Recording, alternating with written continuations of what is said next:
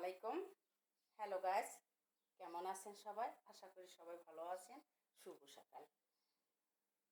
একটা বিবরণের আজকে একটা কথা বলি আপনাদের। যদি ভুল হয়ে থাকে ক্ষমা দৃষ্টি দেখবেন, আর যদি সত্য হয়ে থাকে অবশ্যই লাইক করবে, শেয়ার আমাকে জানাবেন, ঠিক আছে? ধরেন এক ব্যক্তি এক অফিসে গেল, ধরেন সরকারি হোক বেসরকারি হোক, যে কোনো জিনিসই, মানে আপনি চাকরির ইন্টারভিউটি দিতে গেলেন, ইন্টারভিউ মানে চাকরি নিতে ফাইলটা দিলেন, দেখে আপনি ওই জায়গায় মানে সব কিছু আপনি ওকে, কিন্তু আপনার ঘুষ খাওয়ার লাগে আপনি বললেন কি যে তোমার এখানে চাকরিটা হচ্ছে না। এখন ওই লোকটা বলল, স্যার প্লিজ স্যার, আমার চাকরিটা খুব দরকার। এখন স্যারে উঠে চিন্তা ভাবনা করলো, দাঁড়াও দেখি তুমি একটু বসো। তো বসে ধরো 1 ঘন্টা আধা মিনিট পরে দারোয়ান দে হইক ম্যানেজার দে হইক ডাক দেওয়ায় দেওয়া। এখন আপনি কি করলেন যে তোমার চাকরিটা হবে, কিন্তু তুমি আমার এত টাকা দিতে হবে। তো কত ছাড়? ধরো 2 লাখ কি 3 লাখ যদি হয় তাহলে আমি তোমার চাকরিটা আমি দিতে পারি। তে এখন উদাহরণ আমি দিচ্ছি কথাটা, মানে চাকরিটা আপনি টাকার হাতে আপনি চাকরিটা দিলেন, তাহলে আপনি যে যে চাকরি টাকার দিলেন, তাহলে আপনার যে কোম্পানিটা রাখবে, সাপোজ হ্যাঁ ম্যানেজার বানাইলেন, তার চাকরির জন্যে মানুষ দেওয়ার লাগে ইন্টারভিউ দিলেন। ইন্টারভিউ দেওয়ার পরে আপনার লোক অফিসে আসলো, কারণ শিক্ষাটা কার বলতে পারেন গাইস?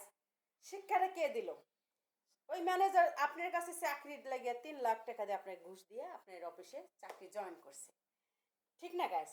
তে আপনি কিন্তু শিক্ষাটা কিন্তু আপনিই দিছেন, ঠিক না গাইস? তো এখন যদি এই চাকরির জন্য ওই ইন্টারভিউ দিল, মানুষ আইলো চাকরির জন্যে, ফাইলটা দিল, ফাইলটা দেওয়ার পরে ওই একই সেম কাজ করলো যে ভাইয়া আপনার চাকরিটা হবে না। তে তে এখন ওই লোকটা বলতেছে, স্যার কেন চাকরিটা হবে না? তে এখন বলতেছে যে আপনার চাকরির হবে না, আপনার যোগ্যতা নাই। তো কেন স্যার, আমি তো অনেক লেখাপড়া করছি, অনেক কিছু শিক্ষতা আমার আছে, কেন আমার অভিজ্ঞতা নাই কি সেটা জানতে পারি স্যার?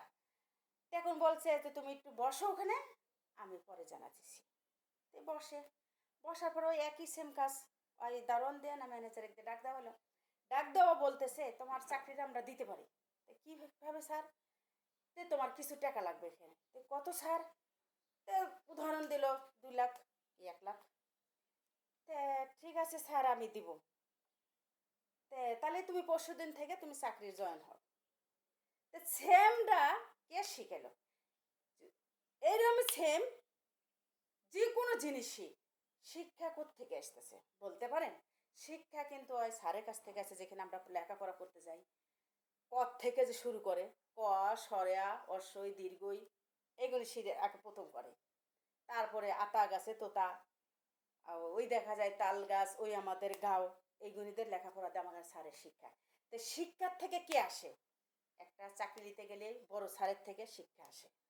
তো এই জন্য দেশটা ঘুষখোর সুদখোর ভরে গেছে।